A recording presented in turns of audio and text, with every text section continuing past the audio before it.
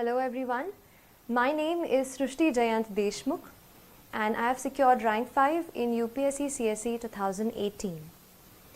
Here I am to share with you my journey, my experience of civil service preparation and what has helped me to achieve what I have done today. So a little bit about myself. I like to tell you that the motivation that I got to prepare for this exam came through the preparation itself.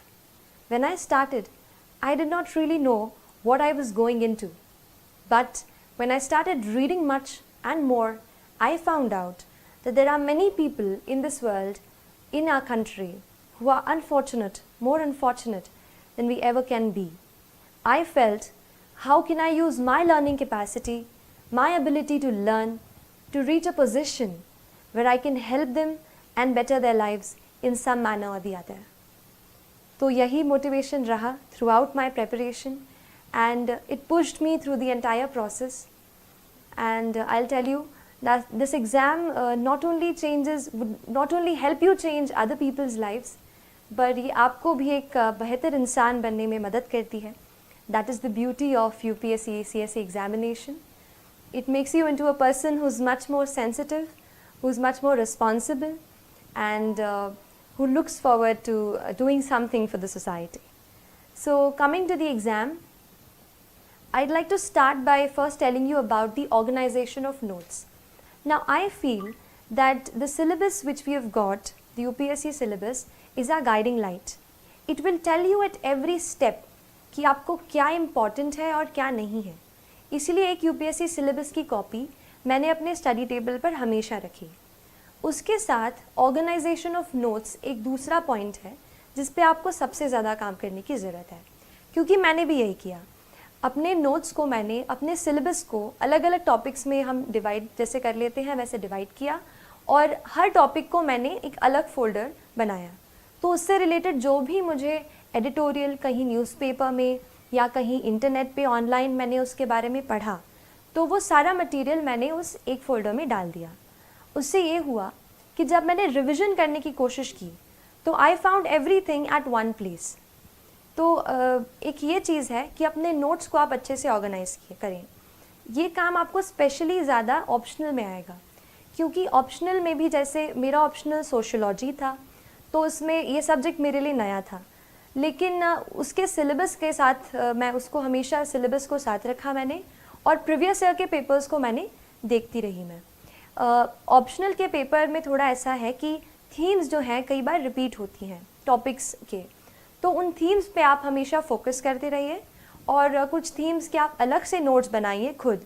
मैंने कोशिश की कि मैं खुद अपने notes reference book से बनाऊं, क्योंकि जब मैं खुद उसको लिख लेती थी तो जो अंडरस्टैंडिंग है वो मेरी बेटर हो जाती थी.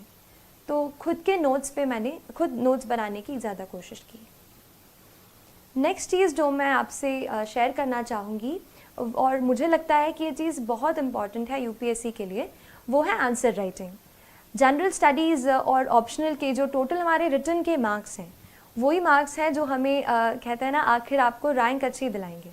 तो आप जैसे मैंने ये किया कि आंसर राइटिंग पे शुरू में बहुत डर लगता था कि आंसर अच्छे से नहीं लिख पा रही हूँ, और क्योंकि इंजीनियरिंग बैकग्राउंड से हूँ तो बस पॉइंट्स में छोटा छोटा लिखने की आदत है. लेकिन जैसे सोशियोलॉजी ऑप्शनल है, आपको डिटेल में सब बताना पड़ता है, और जनरल स्टडीज़ हैं, कुछ डेफिनेशंस रहती हैं, तो मुझे भी शुरू में काफ़ी डर लगता था आंसर्स लिखने से. लेकिन इस डर पे थोड़ा सा मैंने काबू करने की कोशिश की और हर रोज़ एटलीस्ट 1 से 2 आंसर मैंने रोज़ लिखने की कोशिश की. भले ही मैं आंसर अच्छा नहीं लिख पाती थी, शुरू में बहुत दिक्कतें आई, लेकिन बार बार जब आप आंसर्स लिखते हैं और क्वेश्चंस अच्छे स्टैंडर्ड के क्वेश्चंस लेते हैं, जैसे यूपीएससी के ही आप प्रीवियस ईयर के क्वेश्चंस ले लीजिए, उन क्वेश्चंस से मुझे ये समझ में आया कि असली एग्ज़ाम का स्टैंडर्ड क्या है. तो ये चीज़ मैंने की, 1-2 मैं रोज़ लिखती थी. और उसके बाद फिर मैंने कुछ टेस्ट सीरीज़ ज्वाइन की, जिसमें मैं हर संडे को कोई एक टॉपिक रहता था जिसको मैं पूरे वीक में पढ़ती थी और वही टॉपिक्स के मैं आंसर्स लिखती थी. So that answer writing practice I think इतनी बिल्ड हो जाती है कि बाद में जब एग्ज़ाम में कोई सवाल जैसे आपको नहीं भी आ रहा हो तो भी आप अब सवाल से कुछ की टर्म्स को ढूंढ करके आप कुछ ना कुछ उसमें लिख सकते हैं जो कि उस आंसर के लिए रेलेवेंट हो। तो ये क्योंकि कॉम्पिटिटिव एग्ज़ाम है, आपको 1 या आधा मार्क एक्स्ट्रा स्टील करना है, तो इसके लिए आप कोशिश करें कि अपनी रीडिंग वाइड रखें और आंसर राइटिंग की बहुत सारी प्रैक्टिस करें। आंसर राइटिंग की अगर बात कर रही हूँ तो ये बता देती हूँ कि थोड़ा सा मैंने कोशिश की कि कुछ ऐसे सॉल्ट जैसा अपने आंसर में ऐसा स्प्रिंकल करूँ कि आंसर की क्वालिटी अच्छी हो जाए और एग्जामिनर थोड़ा एक्स्ट्रा मार्क्स दे दे। तो इसके लिए मैंने कोशिश की, जैसे फैक्ट्स कहीं से अपन जैसे न्यूज़पेपर पढ़ते हैं, कोई फैक्ट्स पढ़ते हैं, उसको मैंने पहले एक बुक में अलग से नोट कर लिया था। वो फैक्ट्स फिर मैंने एग्ज़ाम के बहुत जल्दी पहले ही एग्ज़ाम के जस्ट पास में ही मैंने वो लर्न कर लिए वो फैक्ट्स। फिर जैसे कुछ क्वेश्चंस ऐसे हैं जहाँ पर हम कुछ डेफिनेशंस लिख सकते हैं, तो जब आप आंसर को शुरू करते हैं तो आप उस डेफिनेशन से स्टार्ट कर सकते हैं।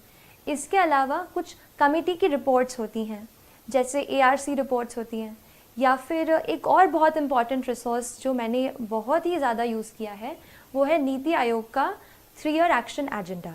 ये जो एक डॉक्यूमेंट है, इसमें आपको गवर्नमेंट की सारी स्कीम्स एक जगह पर मिल जाएंगी। So you understand the perspective of the government. और वो मैंने पूरा डॉक्यूमेंट, उसमें काफ़ी टाइम लगा पढ़ने को, बट जब मैंने एक बार पढ़ लिया था तो काफ़ी कुछ मैं उसका अपने आंसर्स में कोट कर पाई। तो जो भी गवर्नमेंट के डॉक्यूमेंट्स हों, जैसे इकोनॉमिक सर्वे आता है, बजट आता है, ये आप बिल्कुल अच्छे से पढ़ें। मैंने भी पढ़ा और इसको फिर मैंने कोशिश की कि आंसर में लिखूं। इसके अलावा मैंने आंसर्स में कुछ इंटरनेशनल इंडेक्सेस हम पढ़ते हैं, जैसे एनवायरमेंटल प्रोटेक्शन इंडेक्स है, वर्ल्ड इकोनॉमिक फोरम की बहुत सारे इंडेक्स हैं जो अभी न्यूज़ में रहती हैं। तो उस इंडेक्स में इंडिया की जो भी रैंकिंग रही है, आप उसको भी अपने आंसर्स में जहाँ रेलेवेंट हो वहाँ कोट कर सकते हैं। और एक और लास्ट चीज़, आंसर्स में आप थोड़ा सा कहीं फ्लो चार्ट या कहीं इंडिया का मैप, ऐसे भी आप घर से प्रैक्टिस, पहले से जब आप आंसर राइटिंग करते हो आप उसमें प्रैक्टिस करो। मैंने एक शीट में जो भी मुझसे लगा कि ये यूज़ हो पाएगा, मैंने एक जगह पे सारी ड्राइंग्स ऐसे फ्लो चार्ट्स इकट्ठा कर लिए थे और वही फिर मैं रिवाइज़ करके आंसर हॉल में, जो भी राइटिंग हॉल था, वहाँ गई। तो उससे मुझे लगता है कि आंसर्स मैं अच्छे लिख पाई और तय वक्त में, यानी जो हमें 3 आवर्स का टाइम मिलता है, उसमें मैंने कोशिश की कि मैं सारे आंसर्स जो है वो कंप्लीट करके आऊँ। ये जो कॉपीज़ हैं ये आप iscore.in पर देख सकते हैं। इसके अलावा करंट अफेयर्स बेस्ड स्टडी, इस पे भी मैं थोड़ी सी बात करना चाहूँगी आपसे। मैंने ये किया कि क्योंकि ज़्यादा ह्यूमैनिटीज़ का बैकग्राउंड नहीं था, तो जो भी करंट अफेयर्स पे मैं पढ़ती थी, जैसे कई बार कोई इम्पॉर्टेंट न्यूज़ जो है, जैसे इलेक्शन है, प्रेसिडेंशियल इलेक्शंस हैं, तो उस पर बहुत सारे आर्टिकल्स आप देखोगे कि न्यूज़पेपर में आते हैं। वहीं से मैंने एडिटोरियल्स के नोट्स बनाए, उनको इकट्ठा किया और करंट अफेयर्स से ही मैंने कोशिश की कि पेपर 2 यानी GS 2 और GS 3 की मैक्सिमम प्रेपरेशन मैं कहूँगी कि मैंने न्यूज़पेपर्स, आर्टिकल्स ऑनलाइन जो आपको मिल जाएंगे, अच्छे आर्टिकल्स अच्छी वेबसाइट्स के, न्यूज़पेपर्स के, वहाँ से मैंने कोशिश की कि GS 2 और GS 3 के आंसर्स मैं वहाँ से कवर कर सकूँ। बाकी GS 1 में तो काफ़ी पार्ट जो है स्टैटिक है, जैसे हिस्ट्री, जियोग्राफी, वर्ल्ड हिस्ट्री, तो इसके लिए स्टैंडर्ड बुक्स ही मैंने रेफ़र की थी। करंट अफेयर्स बेस्ड स्टडी के बाद मैं थोड़ा सा आपको एक और लास्ट चीज़ बताना चाहूँगी, टेस्ट के बारे में।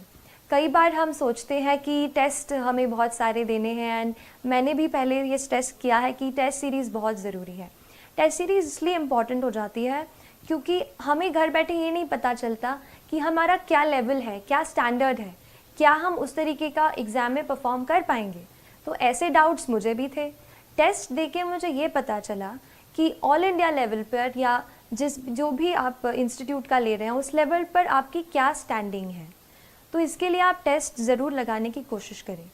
लेकिन इसमें एक और चीज़ मैं ऐड करूँगी, टेस्ट हम काफ़ी देते हैं, जैसे मान लीजिए प्रीलिम्स का टेस्ट है, हम 100 क्वेश्चंस तो अटैम्प्ट कर लेते हैं, लेकिन उसके बाद इतने एग्जॉस्ट हो जाते हैं कि उसको रिवाइज़ ही नहीं करते।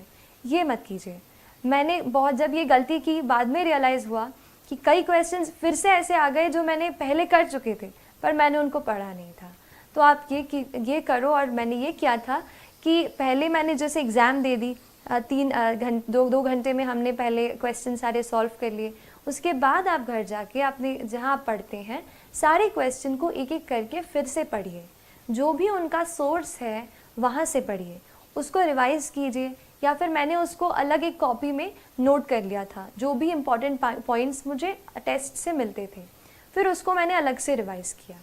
तो ऐसे टेस्ट बहुत इम्पॉर्टेंट हैं, क्योंकि एक कंडेंस्ड फॉर्मेट में आपको एक जगह पे सारी चीज़ें मिल जाएंगी। तो टेस्ट को आप एनालाइज ज़रूर करें। एक और चीज़, हमारा जो नेचर ऑफ मिस्टेक है उसको समझने की आप ज़रूर कोशिश कीजिए। कई बार हमारी मिस्टेक इस वजह से होती है कि हम सिली मिस्टेक, मतलब ए मार्क करना होता है बी कर देते हैं। कई बार ऐसा होता है कि नॉलेज गैप होता है, मतलब हमने वो चीज़ पढ़ी ही नहीं है, भले ही वो चीज़ हमारे सिलेबस में है। और कई बार ऐसा होता है कि हम बहुत ज़्यादा रिस्क ले लेते हैं कि जैसे 3 ऑप्शन में से एक हमें सही लग रहा है एंड फिर भी हमने उसे अटेम्प्ट कर दिया। तो आप अपने नेचर ऑफ मिस्टेक को एनालाइज करो। मैंने कोशिश की ये पता करने की कि मैं गलती कहाँ कर रही हूँ। मेरा पहले शुरू में नॉलेज गैप आ रहा था, इवन प्रीलिम्स के काफ़ी पास तक ऐसा हो रहा था। तो आप अपने नॉलेज गैप पे थोड़ा सा देखो, कौन सा, जैसे मैंने देखा कौन सा सब्जेक्ट है जिसमें मैं इतना ज़्यादा अच्छा नहीं परफॉर्म कर रही हूँ, तो उसी सब्जेक्ट के फिर से मैंने अपने नोट्स खोले, फिर से उन्हें पढ़ाई की, फिर से उनसे पढ़ा। तो ऐसे करके वो नॉलेज गैप जो है वो ब्रिज हो गया। आप ऐसे ही अपने नेचर ऑफ मिस्टेक पे वर्क करेंगे, तो I think that worked for me and it will help you as well. So these are some of the things जो मुझे लगा कि थोड़ा मैं आपसे शेयर करूं और आपके प्रेपरेशन जो यूपीएससी प्रेपरेशन है उसमें हेल्प करेगी। I hope I have given you at least 2 or 3 points which can add up some value to your preparation. So all the very best. Thank you.